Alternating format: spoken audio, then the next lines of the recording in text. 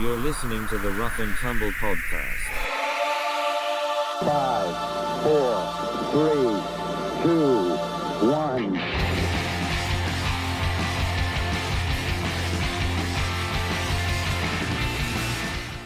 You could honestly do without the windscreen, but it just looks cool. Yeah, it does look like it makes it look more professional, so we've got to use it. So yeah, that's the other thing is we just jump right into it. We don't even we don't say nothing. We used to be like, "Are you ready, dude? Okay, I'm ready. Okay, here we go." All Don't right. y'all have like a little intro list to Yeah. We put it in and play it like Johnny made that whole thing. I don't have nothing to do with nothing. This is all I do right here. This is it. I stole all of it. You do a fine job at it. I feel like I do. Mitch is doing great. For sure. TJ Brown is with us today for everybody that's our 2 listeners. Yep. Downtown TJ Brown. I wish we had an applause thing. That'd be cool. It would be cool if we could. We fucked up all the applaud stuff. We don't have any sound effects anymore. No, I broke the cable and I'm too lazy to go get a new one. I need to order one on Amazon. Well, thank you guys for having me, man. No problem. Yeah, there's some people around the gym that kind of listen to you. We listen to you, and some few others, and they'll be like, y'all keep us up to date on some things, man. I enjoy listening to you guys. You're a liar. Yeah, You told me just now that you've never listened to a single we're gonna episode. be testing you. We're gonna be testing you later. Yeah, exactly. You're gonna have to tell us what was on episode 5. Rough and Tumble Podcast trivia. I'm not gonna say anything about the fact that TJ's sitting in my spot though. Oh yeah, that's true. TJ. It's all right. We don't say nothing. It's okay, man. You stay there. Johnny told me to sit here. He was like, Johnny does everything to fuck up my day. Yeah, that's true. Well, somebody told me we're going to be doing this around 9:00, and then So he gives me shit all the time about. So I'm super punctual. TJ was on his way to Valonia. I was. Shit. So I put it in my maps, and I'm like, this can't be right. There was one in Sherwood, and there was one in See, I told you, dude, because the first time I was gonna come here, I was like, I guess Johnny moved to Sherwood. I'm not gonna I'm glad I asked. Did you go? No. Okay, so I did the same thing. Yeah, I'm glad I asked because. It's not too far. I might be moving to Jacksonville soon. That's that actually is kind of on the rocks right now. So, Really? How come? Because of the house thing? You guys don't have good credit? No, no. That's why I'm not on the loan. No, her stepmom is on her bank account, and she forgot about it, and forgot that her name was on there. So now that brings up a whole bunch of complications with the loans and stuff. Who is she? My girlfriend Lizzie. So she's buying a house. Yeah. Yeah, so we might be moving to Jacksonville. How long you guys been together? For a while. We've been together for, if you ask her, we've been together for 2.5 years. Oh, man. But I didn't even know this. We've been together I never asked. we've been together 2 times now. It's true. There was a time 6 years ago that we dated. I thought we were dating. She doesn't agree with that. She thinks that we were just hooking That's up. just what she said, so she could keep having sex with other guys. Right, that's it. Yeah. That's exactly what she was doing. We weren't serious. And then I wanted to be boyfriend and girlfriend, and she didn't. So I went on to other Did you things. send her a letter so she could check yes or no in a box? Yeah. Her mom hid the letters for me. How long you and Tara been together? Oh, man. I wish I could tell you exactly. She'll probably. Well, she's gonna listen to this if you're on it. Yeah, for sure. Mm-hmm. I'd say about 4 or 5 years, dude. That's about right. It's for real, dude. Because I've known you for since I've been at Westside, it was about 4 or 5 years. So you guys been together almost as long as me and my live-in have been together. How long have you been together? About the same. Yeah, it would be 5 years in May. Yeah, she's the real deal, dude. To put up with my shit and put up with the fight lifestyle, man. There's a lot to be said for that. You know how it is. You're getting ready for a fight. Your nerves are already there, and put on top of that, not being able to eat, and you're just get a little grumpy, And she does well as my kid too. So man, yeah, kudos to her, man, for putting up with me this long. You know how I know TJ's getting ready for a fight? Because he texts me and says, "Can you cover all my classes this week?" Hey, look, when Mitch talks to me yesterday, he's like, "Are you busy tomorrow?" I was like, "Oh no." He's asking me to cover a class. He did. But it's I can't tell him no because he's been there for me so many times. My students, I think they all know the same thing. They're like, "Oh, Johnny's messaging me. What's up?" Well, yeah, because I did. I asked him last night in the gym. I was like, "Hey man, what are you doing tomorrow?" And that look on his face was like, "Bro." There we go. And I'm like, motherfucker, you ask me so many more than I ask you. I so owe you. But dude, you know how it is. Like going back to back, like so we're scheduled to have like 3 kids classes back to back. Yeah. And by the time back to back kids classes? Yes. That's too much. I have 1 kids class and then I'm done. And by the time to the 3rd, I'm just so like not physically but mentally exhausted. Yeah. Because you kind of have to turn on for them. You want to give a good class, and for me, like you put on a show. Yeah, that's how I do it. Yeah, 100%. You know, and you want to do your best, and you want to keep them entertained, and I do a 3 to 5. Well, it's actually 4 to 6 year old that's starting out. And dude, that's a nightmare. I think you do that on Wednesday? That's on Tuesday and Thursday. Tuesday, Thursday. So yeah. You've done that one? Yeah, you said 3 to 5. It's time frame. I thought you mean age. Okay. Yeah. But dude, that's a tough one. But I wait, you have the age group 3-year-old to 5-year-old. Okay, so we've actually just changed it to 4 to 6. It was good 3 idea, to 5. Dude. Good idea. I got rid of 5 to 7 because it was too young. Dude, I was like, start them at 7. There's times where I literally have to walk the kids out and tell the parents they're just not ready. You know. Yeah. And when I first started, like I was like. I wanted to make sure I wanted to try to sign up every kid I could, try to look good for Matt and Rolly. But then like eventually, you know, like Matt Rolly was like, hey man, some kids just aren't ready. And that's just true. Like some of them are more mature than others. And I've had to actually walk some out, but man, they're just not ready. Like, and that's just the way it is sometimes. It's tough. Yeah. And for those that don't know, so TJ and I both coach at Westside. TJ teaches the kids classes. He teaches MMA. He teaches kickboxing, and occasionally fills in for jiu-jitsu whenever somebody needs him to fill in.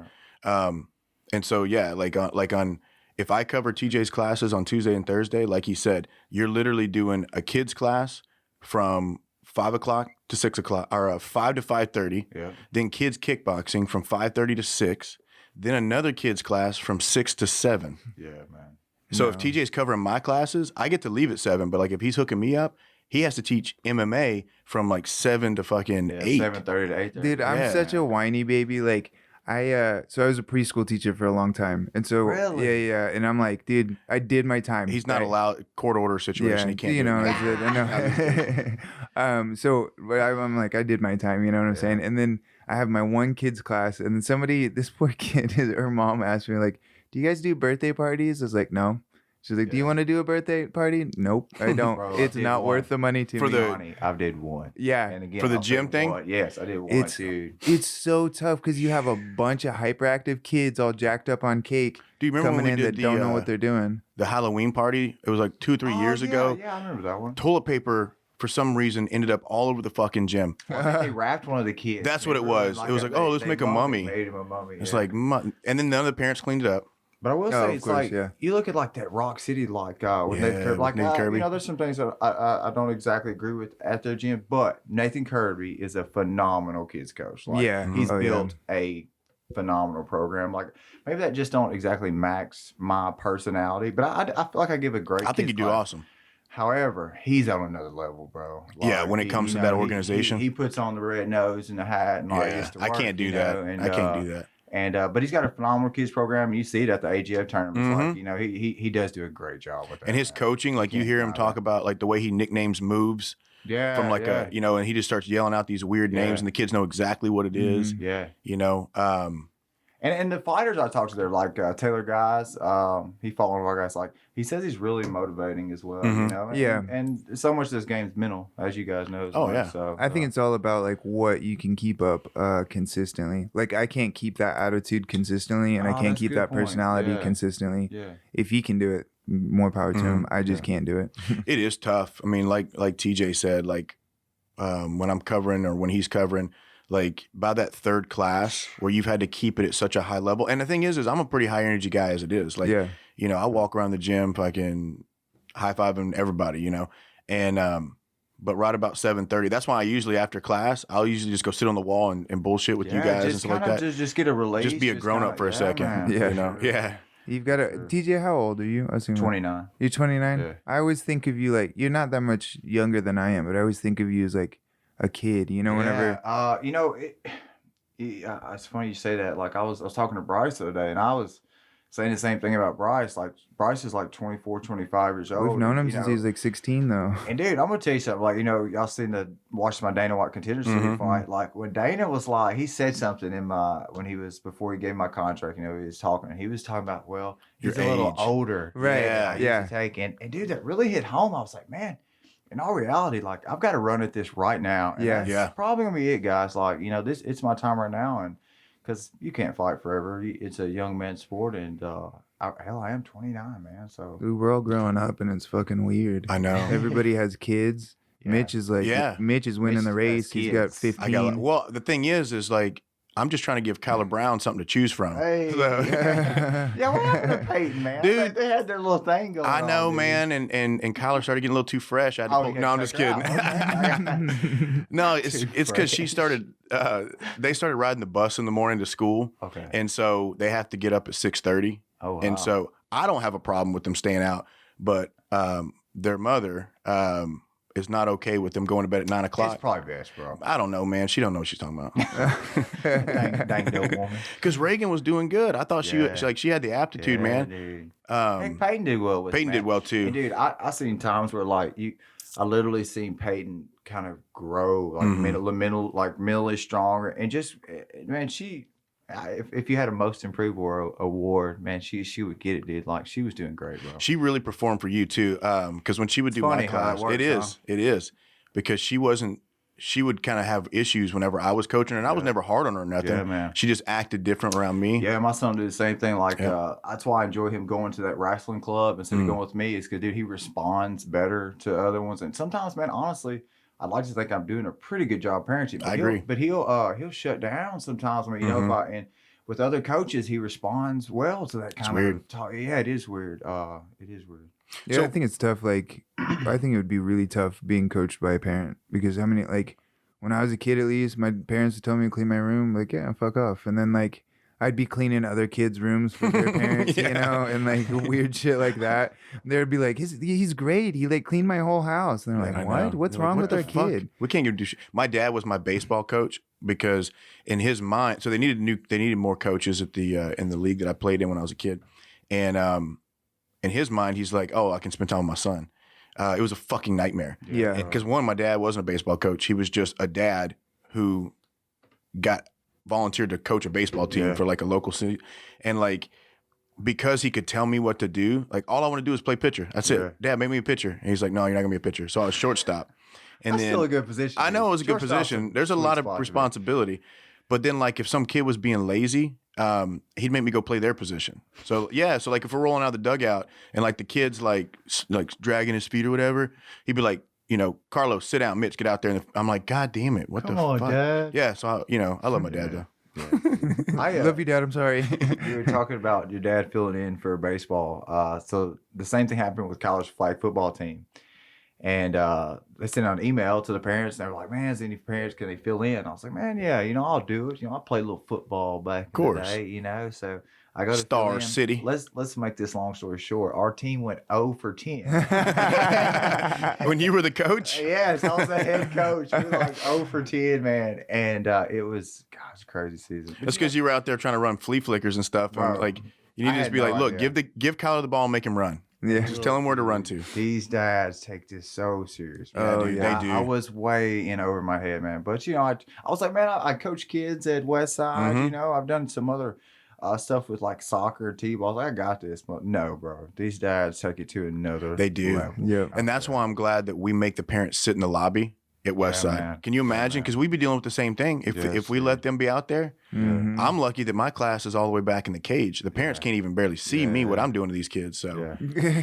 Well, and especially we talked about that 4 to 6 year old class. Mm-hmm. Like, you know, at that age, they're still kind of like holding on to their Right. parents a little bit, you know, and like if you get them away, they're actually more brave sometimes. They're Yeah. more, I guess, tougher. Sometimes when they get away from mama or daddy, you know, they tend to do a little bit better. They start to open up a little bit Yeah, more. man. Yeah. no, you're right. So I was going to ask, because I see you almost every day, but when you got picked up for the Contender Series, I had no idea that it was even something you guys were talking about doing. Yeah. So like, how did that whole process work? Because when I read about it, you went on like the show had been on for like 10 weeks when you went on. Yeah, I got on the last episode. Actually. So I didn't know anything about it. Yeah, so luckily, man, so I got on that little run this whole year. Like, for those that don't know, like I went on a 5-fight winning streak just this year, you know, and got on a little hot streak. And after that last LFA fight where I got that head kick. Is that the one in Oklahoma? No, that was the second one. Okay. And I think it's in Branson, actually. Okay. LFA. I had a manager contact me from Iridium Sports Agency. His name's Jason House. And man, you know, I had Rolly actually compare a couple of the managers because I had him and then Bryce's manager, Matt Weevil, which he's a great manager, and one other. And I kind of let Rolly kind of talk to him, like you know, he's just way better at that kind of stuff. He's been there before. Exactly, you know, and but anyways, I let him kind of talk to all those guys. We ended up going with Jason with Iridium. And literally, dude, within a month, we had 2 UFC offers to go fight. But they were late notice, but still to have the right connections to get you in there. We had those. One didn't work out because of weight, and the other one, I can't remember exactly what happened. And then he was like, hey, man, stay ready. We may have you a spot on the Contender Series. And sure enough, we got that hookup on the last week of Contender Series. So I just think, man, I just got on a good run and happened to get the right manager to get me in the right place. And man, we capitalized, you know. You kind of went, and I may be wrong about this, so correct me if I am. But, you know, when I was running my gym in Cabot before I came to Westside, you know, we would always hear about TJ Brown because you fought Adrian Walker a while back, right? Yeah. So I was his jiu-jitsu coach. Really? I was not his boxing coach or his stand-up coach, but I was his jiu-jitsu coach. And when his uncle, who was apparently his manager, came up to me and said, we're going to fight TJ Brown, I said, no. I said no. I was like, don't do it. Yeah. Because you were on a tear at that time, earlier on in that part of your career, and you were putting people away with the head and arm choke. Like everybody was going to sleep with that, right? And I literally told that dude's uncle, do not take the fight. Yeah. And he was like, was that the guy in his corner? I remember. yeah, I was in his corner too, because it was you fought on the same card. No, it wasn't the same card. Don't put this on me. No, because I cornered Adrian Walker again at one of your fights when you fought Ben and got submitted with a triangle. Yeah. No big deal. No big deal. Dude, Johnny was good back then. I remember. He was good back then. He was like the first to really start using the clinch, like the Muay Thai clinch, and like everybody around here. It's because he's got fucking like, you know, Velociraptor it was arms. really something special. You want to know how that happened? How that started was I broke my hand whenever I went to IKF, and like I broke it like 2 weeks That's before. down in Orlando. Yeah. I wish I would have done that before I turned pro. Dude. It's a lot of fun, dude. Yeah, I heard it was. Coach told me, Mr. Drink told me, I want you to go out there and punch him with that hand as hard as you fucking can. Show him you no fear or whatever. No. And I did it. I'm like, ow! And then I clinched up the whole rest of that fight. And I was like, well, this is my game now. I'm pretty good at this, I guess. Didn't you have 2 guys go down there to the last IKF? Yeah. I had so I had one that went down and competed, and then I had another guy that went down this last year, and his weight cut just went way off the rails once he stepped up foot on the airplane, and was like holding the water. He was throwing up. He started throwing up on the airplane. Couldn't stop throwing up once we got to the hotel. And we finally had to make the choice. It was like, that sounds like a really successful weight cut. I don't know what you guys are it came off easy. You know how hard it is to get fluids out of my body? Well, it was a good thing that we cut it short because he was struggling putting it back on and like holding it in and stuff. Yeah. But it was kind of like, well, we know this story. Like we're either going to end up in the hospital later on or we cut it now and just cut our losses. That's the importance of a coach, though, right? You know, you're able to step in there, help you make that decision. Speaking of coaches, you're talking about dads coaching earlier, like, you know, Thomas Gifford, that's a crazy case. Like, dude, like, you know, for me, if I would have been his dad in that last fight, like, bro, I could not have let that go on, you know? Like, dude, I'm sorry, but that went too far. Like, I know Thomas is a dog. Like, he is. A real dog. Like, he's not going to quit, and any fighter, like, isn't going to tell you he wants to stop, you know? But golly, I feel like it's... We talked about all that on one of the episodes. The internet just tore him apart. The problem that I read through a lot of the comments, and most of the comments were like, listen, bro, like you need to do what's best for you, and your coach isn't looking out for your health right now. And it blew up into this huge religious controversy. Right. I seen and people were like, he's that. a martyr, and people are attacking him. A martyr?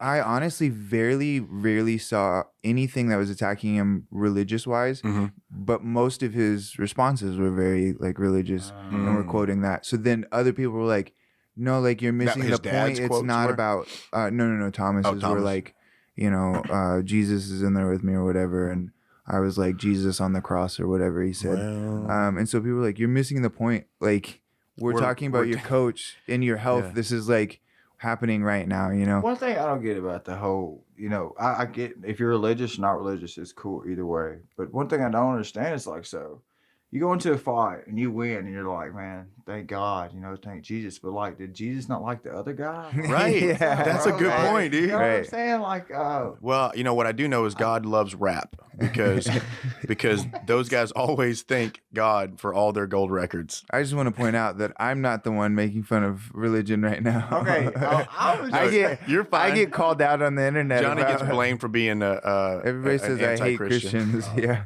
I'm not. I'm not, guys. Did you fight Thomas? no, we never fought. I We, fought Thomas. Did you? I think I fought Thomas on the card that your first fight was. I think so. I believe that was the actually. one. Yeah. Dude, Thomas was a hot thing. back He's then. an interesting. Yeah. When he had he's- short hair, before he got Jesus hair, Yeah. when he had regular hair, Downhill. everything went. Yeah, when he grew his hair out, Boom. he lost his powers. It's like the opposite of Samson. It's the exact opposite of Samson. Don't tell him that. He's an interesting fighter because like there's a lot of things that he does that I look at. I'm like, it's wrong. You're doing it. You're not doing it Yeah. the textbook way or the correct way, and it still works out for him. Yeah. Like when I fought him, it was like that. I was really surprised by his boxing. I had no idea he was a good boxer. Yeah, he said he had a lot of amateur boxing. Yeah, think. and I went Had a into couple that. pros, I had yeah. no idea whenever I fought him. Yeah. He kicked me in the nose and then punched me in the nose a bunch of times. And then I took him down and he It'd be submitted that me. way sometimes. Yeah, Sometimes it'd be that way. Yeah, but yeah, he's just there's those fighters that you're like, yeah, that's not supposed to work that way, Yeah. and it just works. That's one of the things I've always appreciated about you, TJs. You do. We were talking about this on was it the last episode or the one that didn't come out? It was the last episode. Okay, yeah, we were talking about just like an appreciation for the strikers that do things the way that you're supposed to do them. You know, yeah, man. and like, I know that you appreciate pay guys attention saying, to that. You know, I actually try to make a point in doing it. You know, one because I'm very thankful for Matt, Rowley, Bill Barton, all these and the guys at Straight Right that have helped me be that technically sound, but also like.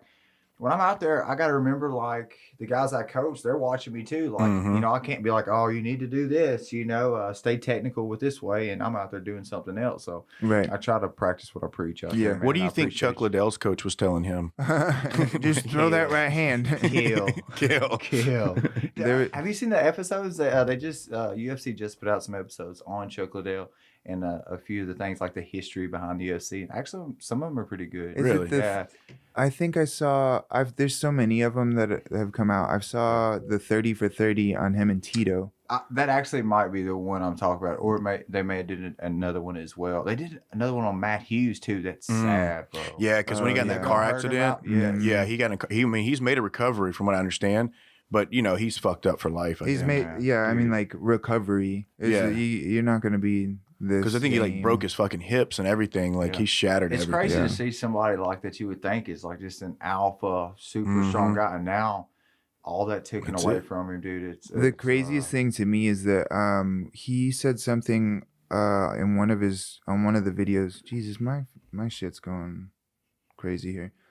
He said one of the things in the videos where he was like, I now know how to treat people that aren't on the top because I'm not at the top anymore. Yeah, man. Which makes a good point because everybody that knew him beforehand was like, this He's a dude was dick. like fucking asshole. Yeah, he was. His wife said that in Yeah. the Yeah. documentary. Yeah, his Yeah. wife said the same thing. And that just blew me away. I was like, oh my God. It's like, it very rarely dawns on the person like that they're the asshole. yeah. You know what I'm saying? And it took that for him to realize Yeah. that's what happened. Such is life, man. That Yeah. happens quite a bit. Yeah. So after you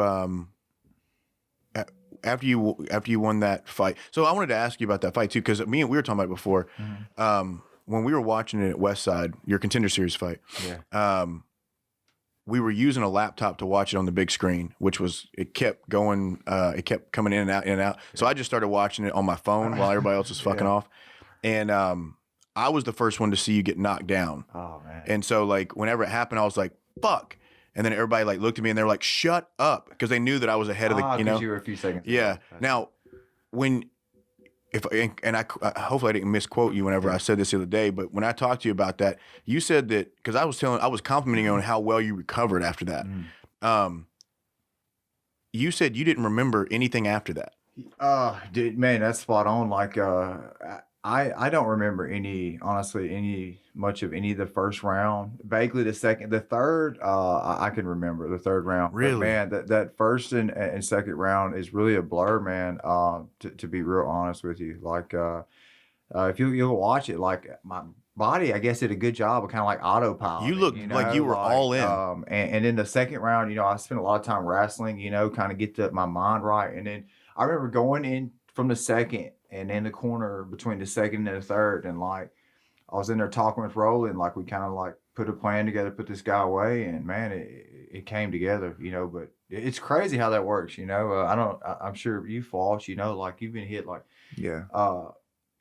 concussions and being knocked out's a real deal, man. And like I know some of y'all have heard about CTE, like dude, like man, I've been researching a little bit more, and like I said, I'm gonna make this last run and probably be done, but I love my career. Yeah. I love what I do. Like I wouldn't change anything. Like it's given me the ability to hopefully, open my own gym like you have now, Johnny, and one day. And so is that something you think you're going to do? Like that's awesome. That's the end game for me. Well, if you need a jiu-jitsu coach. Oh, of course.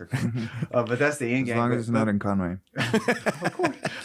I'll go to Viola. Or Jackson. Bologna? That was Jacksonville. Jacksonville. Yeah, because they did great in Jacksonville. I'm moving into Jacksonville. But yeah, I just I think that's something that's really underlooked in combat sports is the concussions, the CTE. Because like even now, like I've got 30 fights, but there's times now like I kind of worry about 30 fights. Yeah, that's fucking crazy. Yeah, so I've really just in the last few years started to kind of understand the toll it does take on you, and man, there's things I'm seeing now that I'm kind of scared of the future in some ways, man. Because you've been knocked out one other time. Two other times. Yeah, okay. Because I remember when you went, I think the Branson, did you get knocked out in Branson? Yeah, man. Okay. Well, it was like a TKO. Yeah. Because he just hit you, he clipped you with one. I mean, because you were lighting his ass up. Knockout around here. Yeah. And that's the crazy thing. Like this sport is so crazy. Like, you can be winning and then just one punch and man, people catch you and put you away. Yeah. But dude, it's a lot to be said about why Bryce's record looks the way it does, and maybe mine looks the way it does, is because I've gambled a little more on my feet, where his style has allowed him to have a little bit better. That's records, true. When we had Bryce on, that was something. If you remember, he was a lot about the CTE stuff. Like a lot of the conversation was. Me and him actually were talking about the yeah, dude. Yeah. And the only reason I mention any of that is not to, I'm not trying to like let the world know that you got knocked out before, but I, you know what I mean. But I do remember when you after that last knockout, whichever knockout was, where Matt was like, "You're not allowed to do anything, no sparring, no nothing, man. Until for like 3 months or something like that, whatever it was." Yeah. But I remember telling Julianne about this. Like you would come in the gym after that, and there was a noticeable difference in your speech. Yeah. Whether you noticed it or whether Tara said something or anything, but I remember you were just a little bit slower for a little while. No, you're right. Like I wish I could sit here and deny what you're saying, but it's true, man. And like just sometimes, like I'm not as I get kind of irritated because like I'll be thinking something, but it doesn't come out the way I exactly want it to, you know, and then I get irritated, and that causes a little bit of an argument. So, but just like life, I'll figure out how to work like that, work through that, just like I have anything else in my life, But it's definitely real, man, and it's something I think that people should know going into this sport, and it's the reason why, like my brother Dylan, he's wrestling at Euler right now, their first year D1 program, and yes, he is a beast. I'm super proud of him. But he's like, man, I want to fight. I was like, dude, like I try to explain to him, and I don't think I do a good enough job of it. It's like, man, you get your school done. Let's be smart. Get your school done. Have some sort of backup plan. And really, dude, anybody I love, I wouldn't really persuade him to make this as a professional. Right. I really wouldn't, dude. I really wouldn't. I mean, for me, like, people ask like, man, what kept you going? What makes you so driven and motivated to keep going? And man, this is all I got, bro. Like, Yes. this is it for me, Yeah. bro. Like, it ain't, you know, like, I don't have a backup plan, bro. Sure. This is it. You know, this is how I fucking feed my, you know, my son, you know, but man, if you have the opportunity to make a run at something else, man, go for it. Yeah, because sure. you had a scholarship to play baseball? Football. Football, Yeah. okay. I played defensive back down at UAM. Okay. In Monticello. Yep. You were Bo Weevil? Bo Weevil.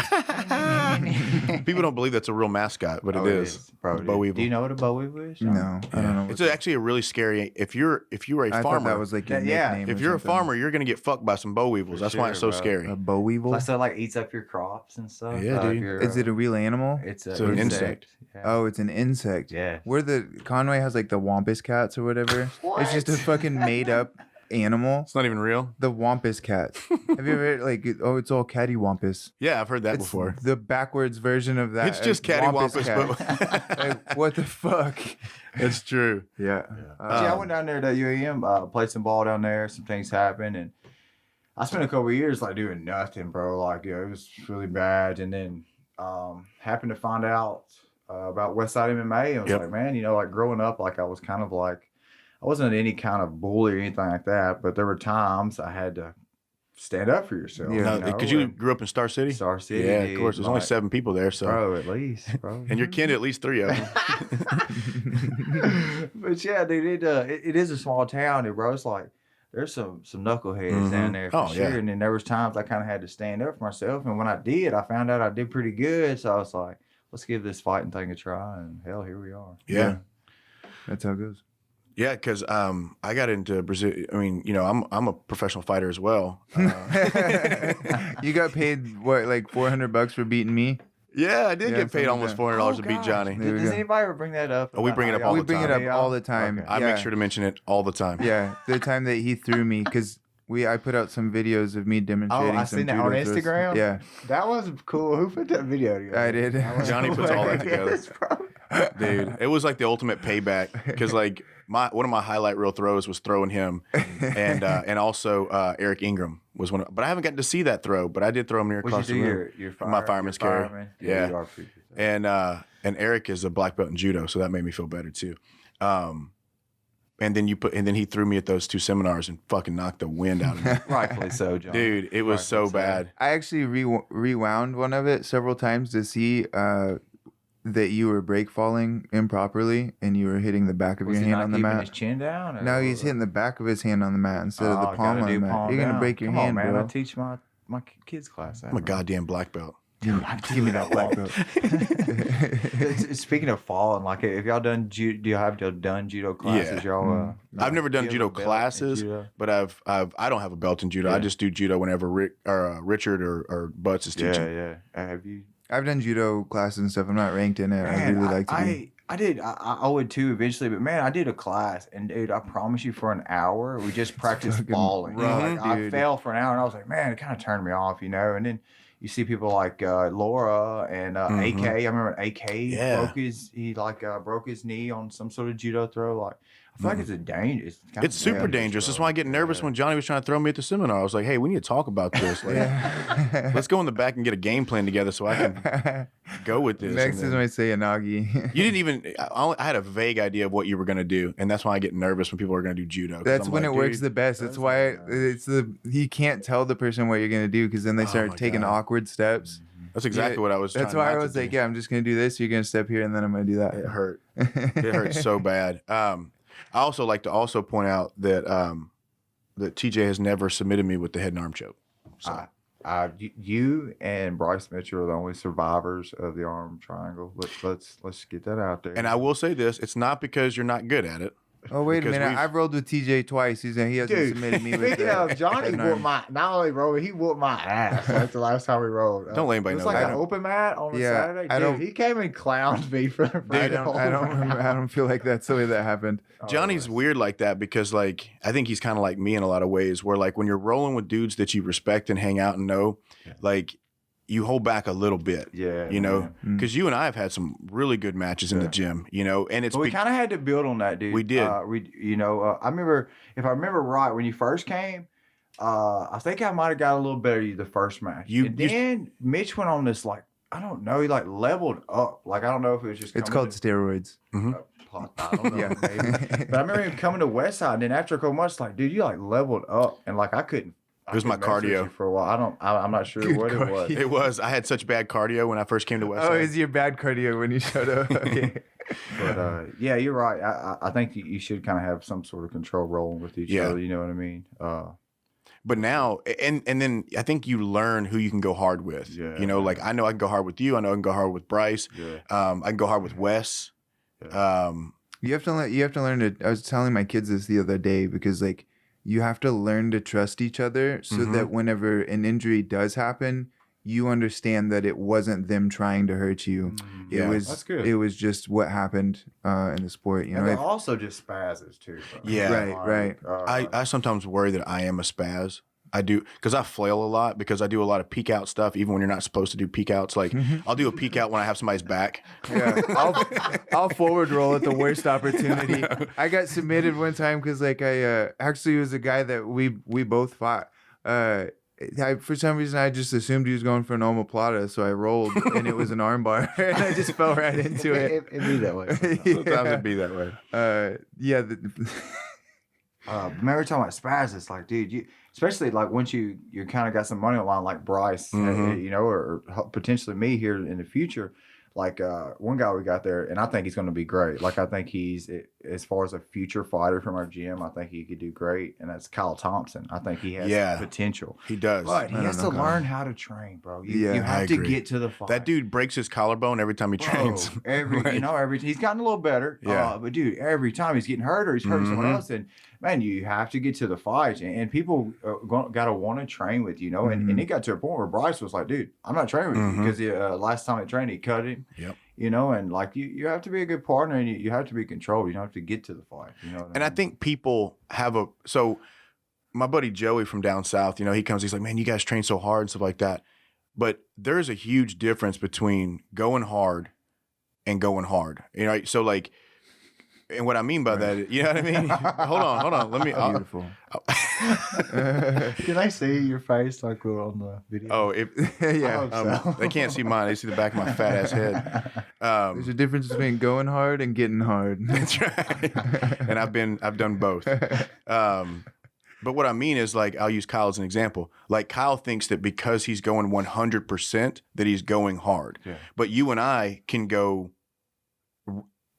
in varying degrees of 100% in a 5-minute round and still be going hard. Yeah. And you can be pushing the pace. That's a good, there you go. Out. There you go. I feel like, you know what I mean? And so I think some people confuse that just because you're fucking dead at the end of the round, that doesn't mean you went hard in a good way. It just meant that you just wouldn't stop moving. Right. Yeah. And that's what I mean by pushing the pace. Yeah, exactly. You know, and so, and I think that's like, and I'm not talking shit about Kyle because he's a tough motherfucker. Yeah, man. Right on. But it's a good example. Like, you know, just, it's one thing to shoot a shot that's well planned. It's another to shoot a shot just because you see a pair of legs in front of you, for sure. you know? Sure. And so if you don't know how to do something, I've said this before on the podcast, if you don't know how to do something, the answer isn't to do it faster and harder. You know, like, very good. Yeah. Like, you're learning some good little coaching quotes. I'm telling you. Yeah. I stole Bryce's cook 'em to the bone. The other day. Dude, did y'all see the homegrown video where Rolly actually said that? Yeah. And me and him spent the whole rest of that class yelling, "Cook 'em to the bone." Coach said, "Cook 'em to the bone." Because Rolly talks about cooking people all the time. Like that's one of his. Man. And that's what Bryce did. Like, I mean, it's a funny joke, and that's hilarious. But dude, he did cook that boy to the bone. But what's great about that coaching advice is like that's something that Bryce will understand. Like that clicks with Bryce. You know what I'm saying? Like that, yeah. You could say it in another way, and Bryce would be like, "What?" You know, like just because he doesn't relate to it or whatever. Sure. That's something that he very much would understand. Yeah, you know? I agree. I'll give you that. Of it like that. Yeah. And dude, that's one of the things. Like, not to toot his horn too much, but man, Rolly's a great coach. He like, is. And one thing that makes him so great is he's able to identify different kind of athletes and how they respond to different kind of coaching. Man, and he's done a great job with me where. In the past, I probably gave some coaches a hard time. Sure. You know? And man, he's been patient with me, and I think that's one of the reasons that makes him a great coach. Yeah. In 12 years of being on the mats, Rolly's the first coach I've ever had, and so when I say that, I spent 4 years training at a gym when I first started jiu-jitsu. I had an instructor. You had your own gym, didn't you? And I did have my own gym. Okay. Yeah. So I had 4 years under an instructor, And then I moved to Arkansas, did another 2 years under an instructor.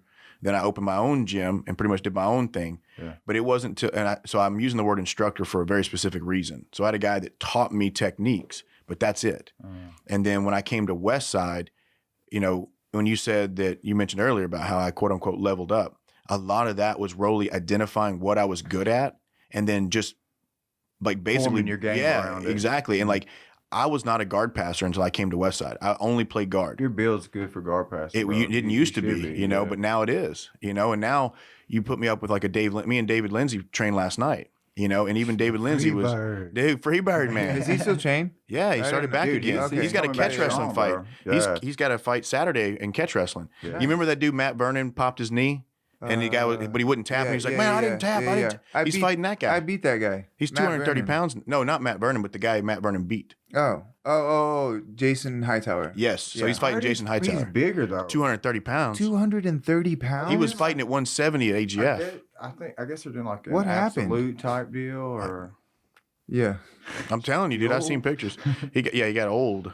They're doing it's like a absolute. And the rules are super fucking weird too. Like, because David was basically last night, all we were doing was like trying to work so that David could just not get pinned. Because you can get pinned in this event that they're doing. He was saying that you could be holding a submission and be on your back. Yeah. If you put a guillotine in and the guy pushes forward and puts your shoulders on the back from the inside the guillotine, he pins you. You know, that's not a bad fucking idea, terrible though. idea. It's not bad. How many times we've been talking about this? The squeeze and freeze. How many times you just hold on to something just to slow the match down? You know what I'm saying? That's true. Yeah, me and Johnny are going to put out a DVD teaching people how to stall during fights. Yeah, and how to be a fucking spaz. That's we're one gonna have like slow motion demonstrations of how to perfectly insert your elbow into someone's eye socket. The best one is the black belt tie, where you take 2 minutes to tie your belt. Because the IBJJF makes you retie your belt all the time, and you see it all the time. Like Buchecha, all these guys, they'll take forever to retie their belt. I've been that guy, dude. It's your only time you're gonna get a break. I want the video just to be like me standing up, and then for literally 2 minutes of silence, me just tying my belt. The most awkward situation. Doing it just really quietly. And they're like, and that's the technique, guys. And there you go. You went on when you were recovering from your head injury, you were just knocking out grappling matches left and right. So what forced me to when I first started, I was predominantly a striker. Like I've got a real love for Muay Thai as well as boxing, but man, jiu-jitsu didn't come to me like that. Like and to be honest, dude, like jiu-jitsu is hard. Like it's harder like to learn, and it's more of a chess match in some ways. Can I ask you, did you find yourself like a math science person in school or like a history English? He was more of a football, baseball. I'll be real with you. Wasn't none of the above. You didn't, but you didn't have one that you just kind of naturally picked up better. You know, I did in college. I really liked psychology. Okay, so Like I love psychology. Like I love knowing how why people do the way things they do and why they kind of think. I kind of have a philosophy that like the math science people is people that understand numbers, understand jiu-jitsu naturally better, and then like people that are the English history kind of people, those are the people that pick up striking better. You know, Matt, it fits my narrative. our striking instructor is a history. There you go. That makes sense. Cool. Yeah.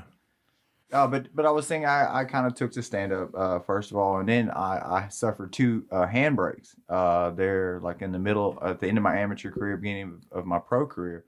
That kind of forced me to get into jiu-jitsu in a way. And also, like, there were a couple of fights where I ran into guys that were super tough. And, like, as much as I punched them, they didn't go away. Yeah. And, you know, and you end up getting tired. In the third round, they're mauling on you, you know. And I learned that, man, you've got to have everything. And then got into jiu-jitsu and kind of fell in love with it, man, you know. And for those people who don't know, TJ's a brown belt in jiu-jitsu. Yeah. High-level brown belt, too, so. But, yeah, and I just kind of fell into it. And, dude, there's one thing that's kind of different in our gym is like the jiu-jitsu, there's like a community over there. It's weird. Like this, it's almost like they've kind of built like a little family or group over there that isn't quite the same in kickboxing. Yeah. Does that make sense? It does. It does.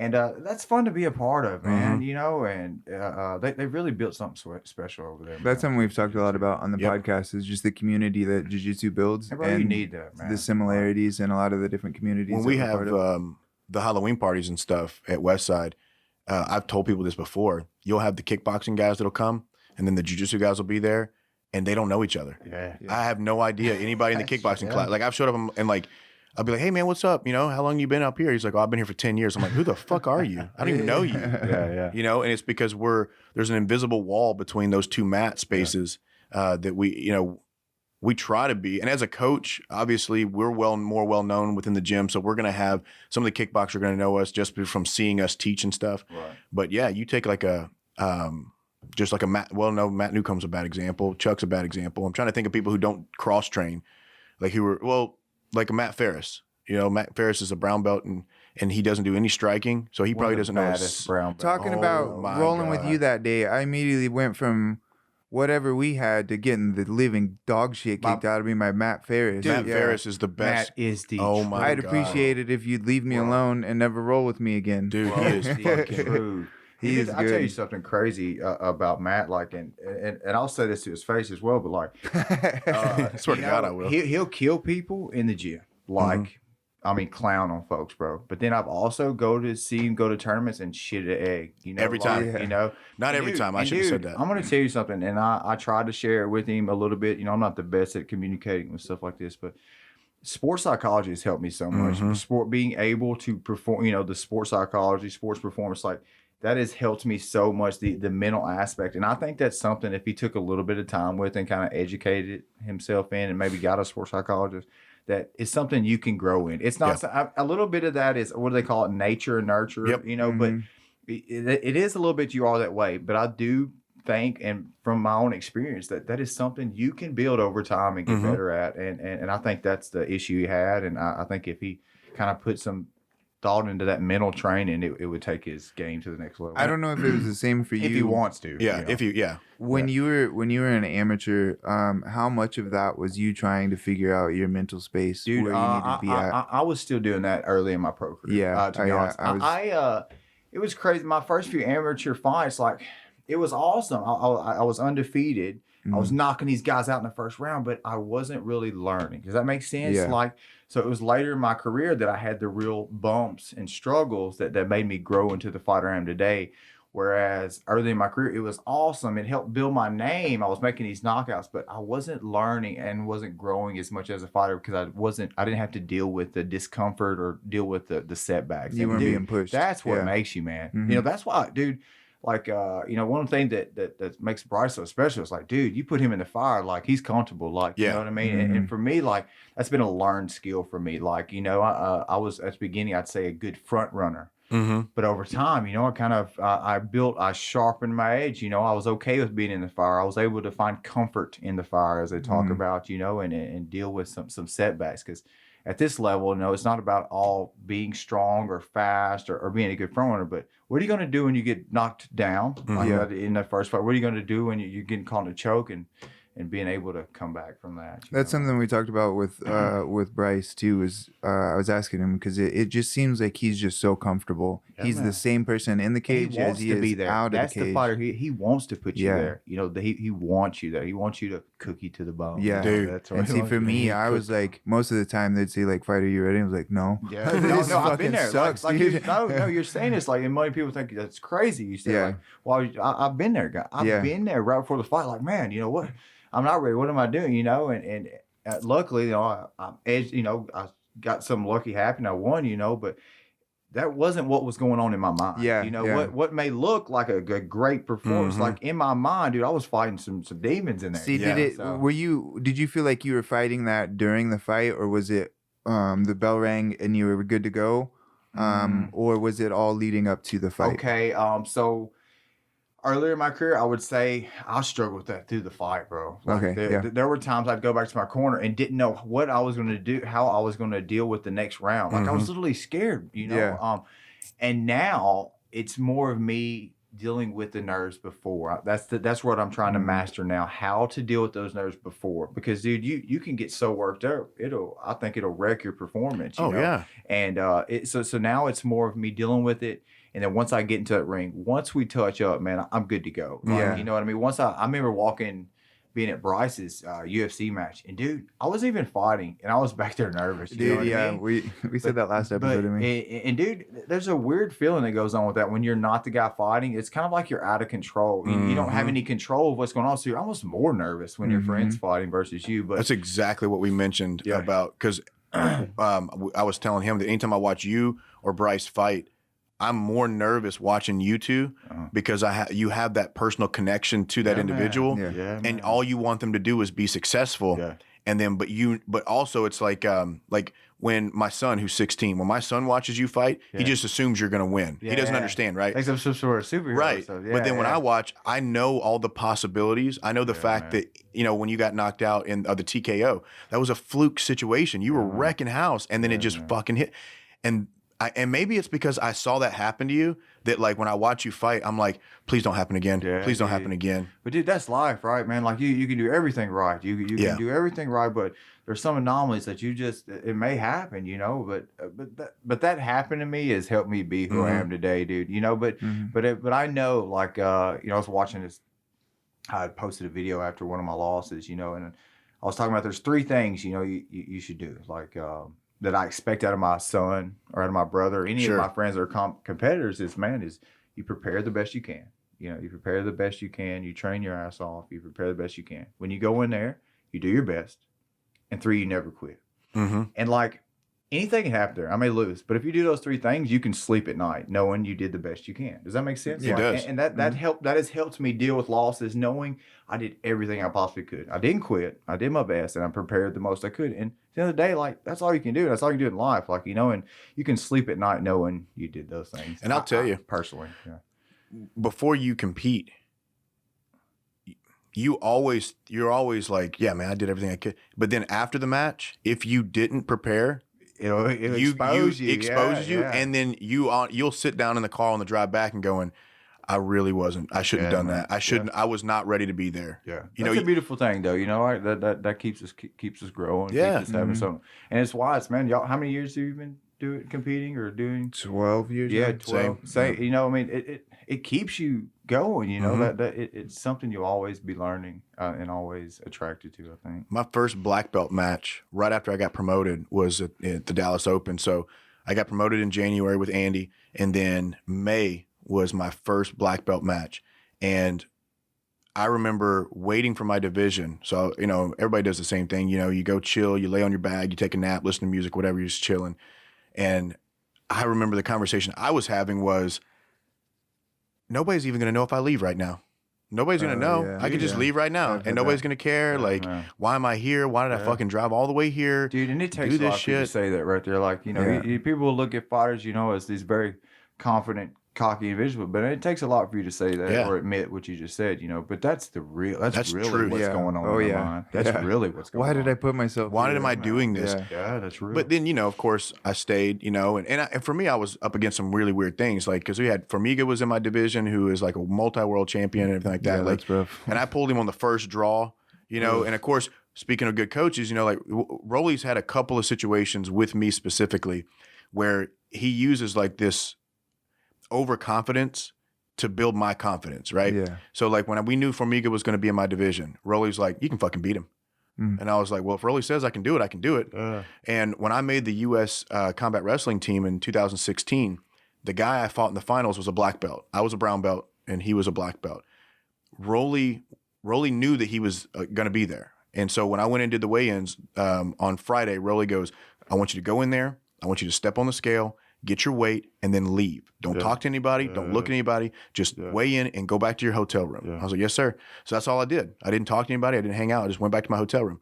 Next day, he said the same thing. He's like, when we get there, he's like, I don't want you to talk to nobody. He's like, just want you to get in your zone, get comfortable, get out there, compete, and don't worry do about you. Worry about you, Mitch right? Hall. Yeah. And so then we go on, and I beat everybody, submitted everybody, whatever. A guy named Stephen Goen. I beat him on points. Go out.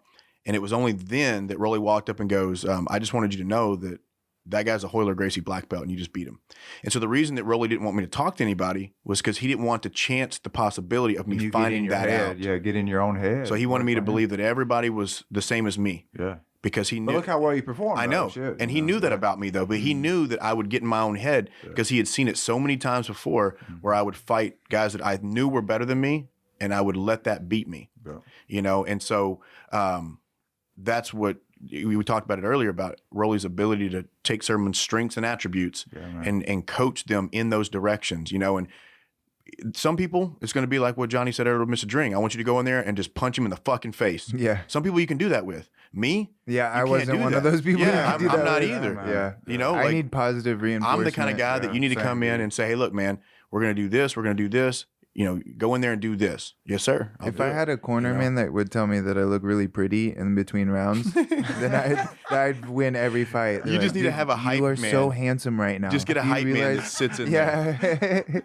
Do you realize how good looking you are? And then I just go in there and wreck somebody. Fucking kill him. Yeah, too bad. Sometimes you got to have a hype man. And so you have your UFC debut in February. Yeah, man. Do you have a full date on that and everything? So no contract signed. Okay. No, but I did talk to Sean Shelby, you know, the matchmaker of UFC. And I talked to my manager, Jason House. We were all there together. And it said, it looks like February. And there's a New Mexico card and there's a Houston card. You know, so if it's Houston, y'all I think Houston would be on you. Come on, guys. Well, and you train in Dallas quite a bit.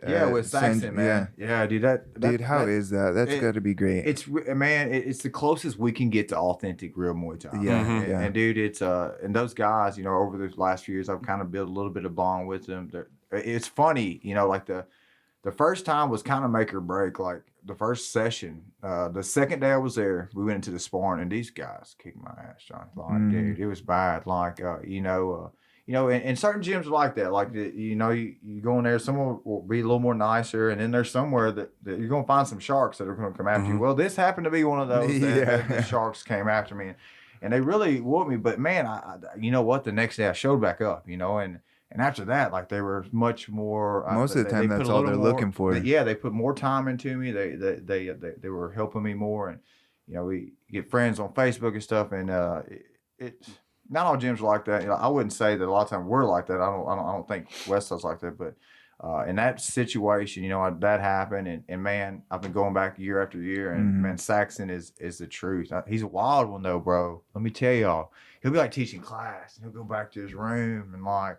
He's got like a big ass thing of Crown, and and I won't mention I don't know what else is back there. Sure. But about every 15 minutes, he's going back to the room. That's common for the Thai fighters. Yeah, they drink a lot, and that's like after class smoking a cigarette and shit. Like, dude, he don't. I mean, but he's a great instructor. Man. Yeah, and he's got several guys in the UFC as well. So that's crazy. That's one thing that I've noticed a lot about the higher level people.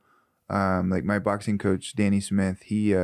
When he first came in, he just beat the living piss out of me with pads. Yeah. And then I think all he was looking for is if I was gonna survive that and do it again the next time. And then the rest of it was great. Yeah, you hate seeing that. You know, the guy that comes to the gym tells you he's gonna be a fighter and he wants to fight and he's gonna do all this is the guy, you know, that a lot of times doesn't make it. But the guy that keeps his mouth shut, keeps coming to class and is just consistent, that's the one you want. You know, that's the I'll give you a good example of that too. And I don't think that he wants to be a fighter, but I think he does your MMA class. And I can't remember his name, but his mom's always in there. Yeah, he's got like the swoopy hair. Yeah, Tyler. I think. Yeah, he's real tall and skinny. Or maybe it's Tristan. I think it's Tristan.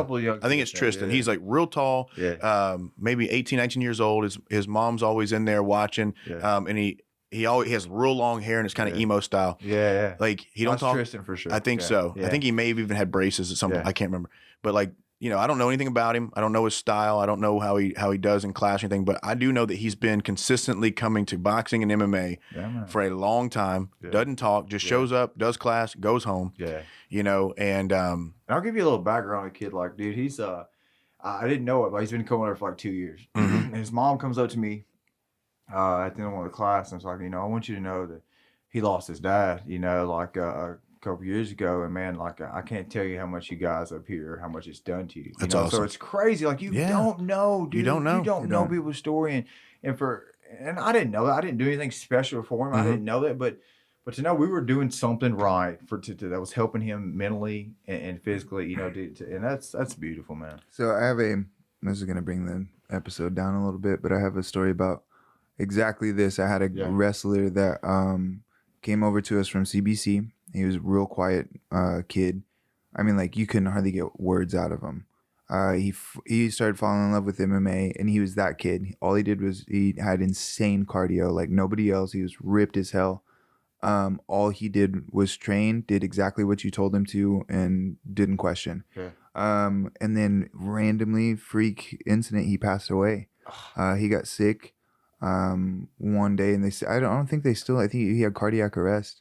But something happened. He got sick, started walking to the hospital, and passed away. But then it came out. How old was he? He was like 21, 20. Wow. Yeah, maybe even younger. But really, really, really good kid. Yeah. Came out after his best friend sent me a video of how he got into college, or how he his senior year of high school, how he got his prom. It turns out like he didn't have any family. He was homeless for a little while. He had to sell his phone so he could afford lab fees at school. All of these kinds of things. Wow.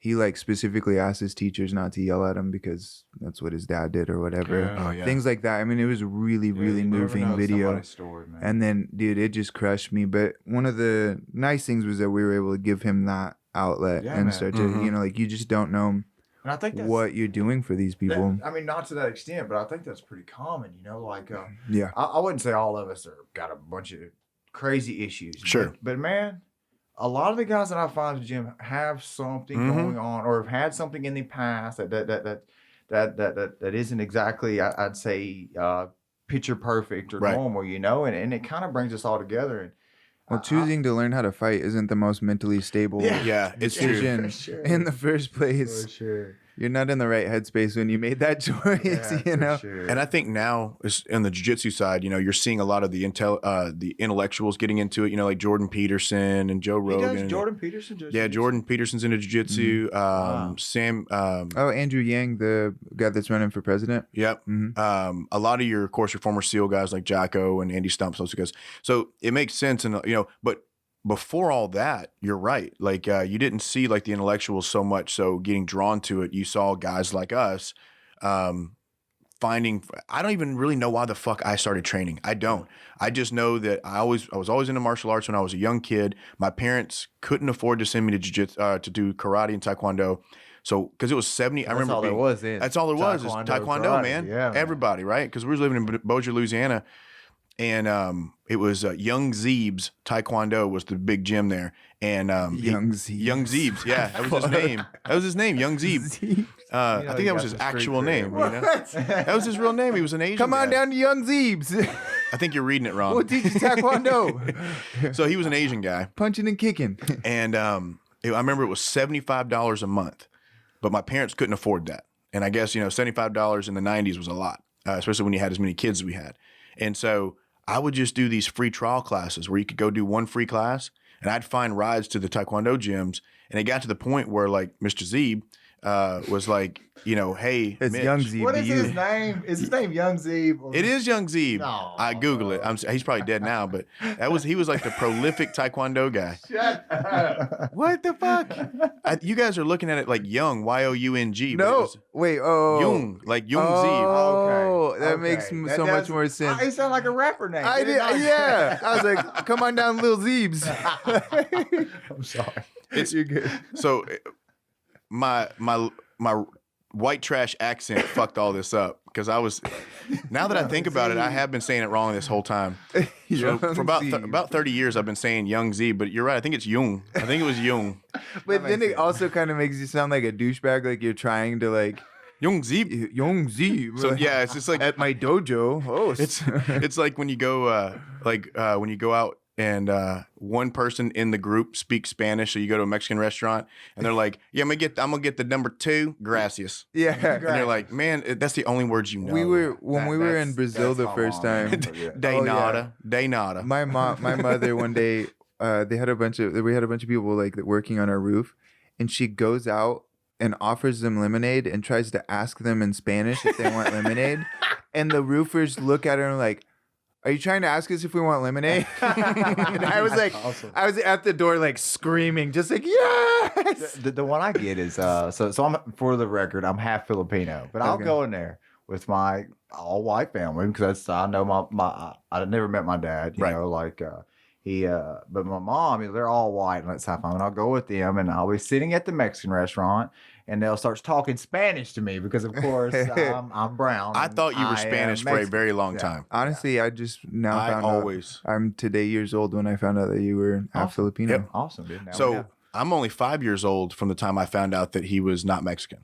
Because I would even make Mexican jokes to you, and you were just No, I like, still get Mexican jokes. I'm glad that I'm not a racist and say Mexican jokes towards people Thanks. or Hispanic jokes. well, you guys know Julianne, and she's not Mexican either, by the way.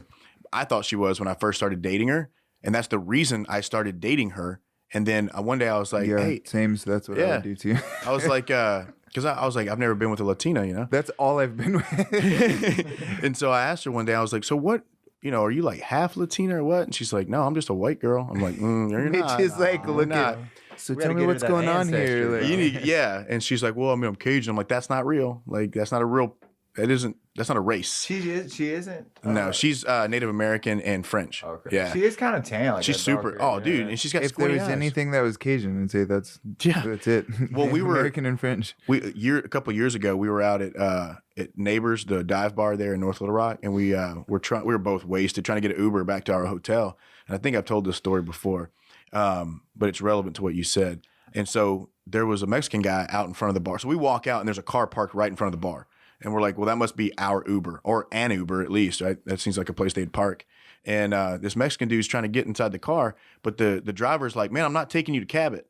And so I step in because I speak very unfluent Spanish, and I'm trying to talk to him in Spanish to try to help him figure out how he's going to get home and stuff. And I'm talking to the driver. I'm like, look, man, just take him to Cabot. It's okay. He's a good dude, whatever. And the Mexican guy looks at Julianne and just starts speaking to her in Spanish. And then Julianne's like, this happens all the time. That is my life, bro. That is my life. She's like, I don't know what you're saying to me. Yeah, like, yeah. it's almost like he was making fun of me to her in Spanish in hopes that she would tell me what he was saying. Long story short, we took the Uber because the guy refused to take him to Cabot. We get halfway across the river going back to the hotel downtown. And I asked the guy, hey, man, how long you been doing this Uber driving thing? And he literally goes, oh, I'm not an Uber. What? You just got in my car.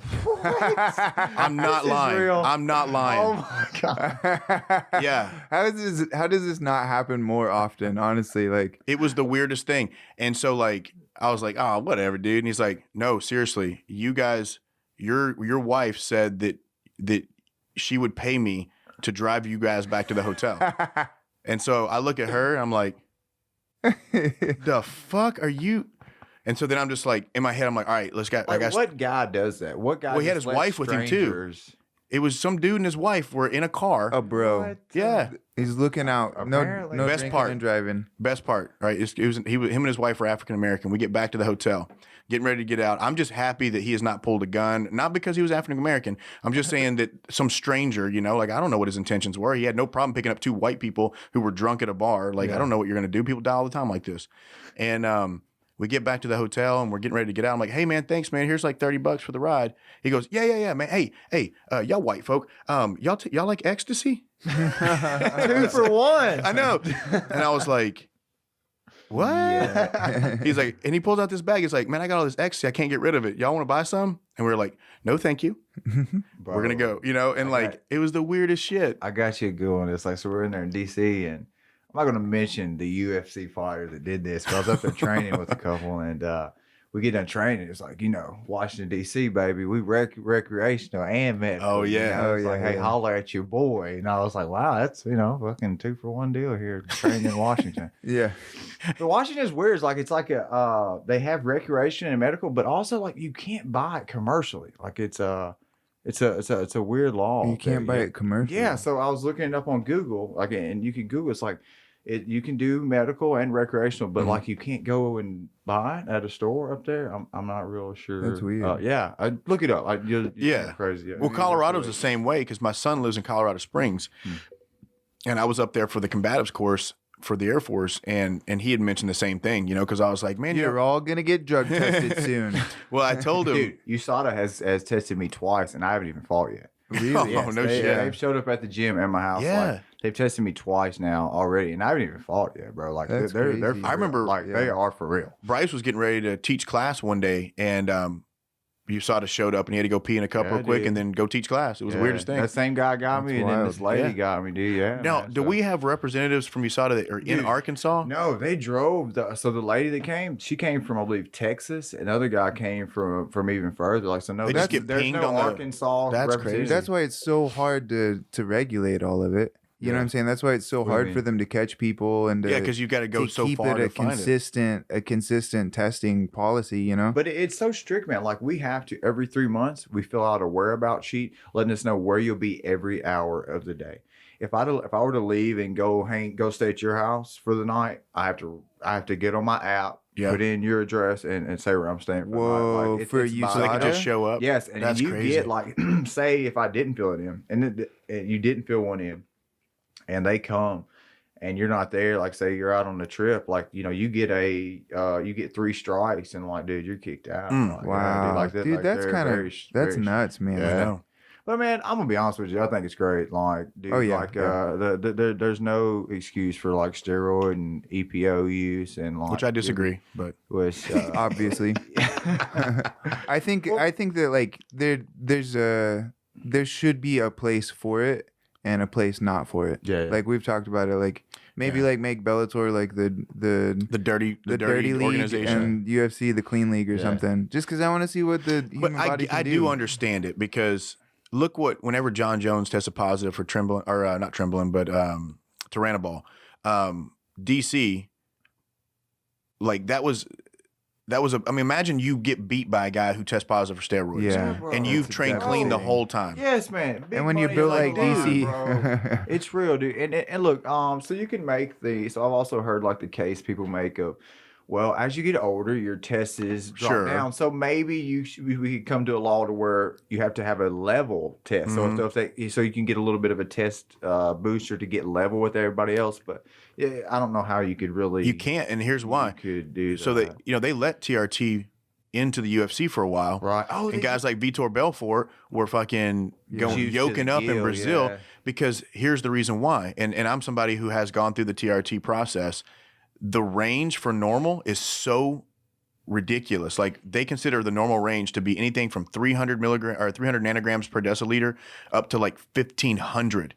And that's the difference between somebody who's actually cycling steroids and somebody who's like 40 years so old. The range was so wide. It's so wide that there's gotcha. no way to say, okay, this is normal range, right? Because then you're going to have those guys who have naturally high hormones. Yeah. They're going to come in and they're going to be like, well, you're cheating Yeah. because your hormones are so high. And Well, they're going to be like, well, fuck. A guy that actually made it through the contender series, that actually happened to him. Like Mm-hmm. he set off an alarm when he got tested. His test levels were so high, but it come to find out his natural. Was he yoked?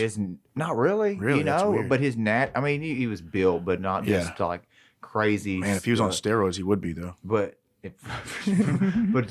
just to say he wasn't on steroids, Yeah. he just naturally Yeah. produced a higher And that's amount, what's gonna and happen. and that triggered. You know, and it's also weird because I think it's weird that it's illegal to take testosterone in those types of doses, but women can take birth control. And it's the same thing. You're Really? manipulating hormones. Now, of course, you can get TRT, but like all those women who were in the UFC who take birth control, Yeah. they're doing the same thing. They're taking synthetic estrogen to control their birth cycles and their reproductive cycles, but men can't do it. It's just didn't one of those think of things. it like- I didn't yeah, think of it like it's that. weird like that. You know, And there's you can definitely tell there's higher testosterone in some women than others. Oh, like yeah. look at your that Amanda Nunes. the Oh, champ. yeah. Like she's got. I mean, she's got so much naturally testosterone that produced she more likes girls. Like that's how much testosterone she's got.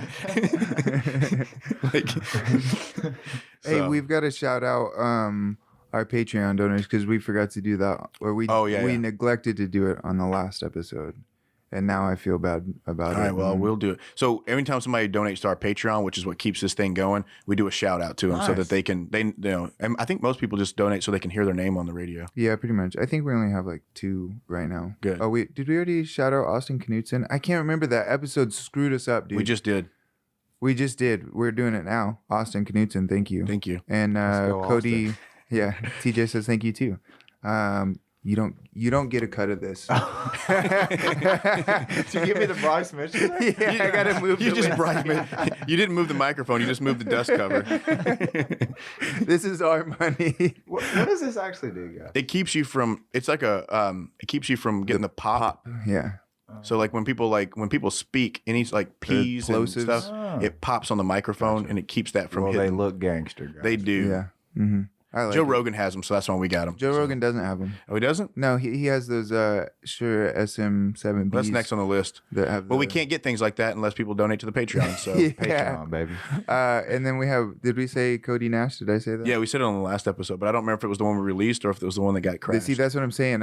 We didn't do shout outs on the last one, the one that came out because our shit crashed. Oh yeah, So Cody Nash and Austin, thank you. very cool. I know Austin's catching up on episodes, and he's we talked about it on the Phantom episode. He really appreciated my spiral down into a depression in the middle of an episode.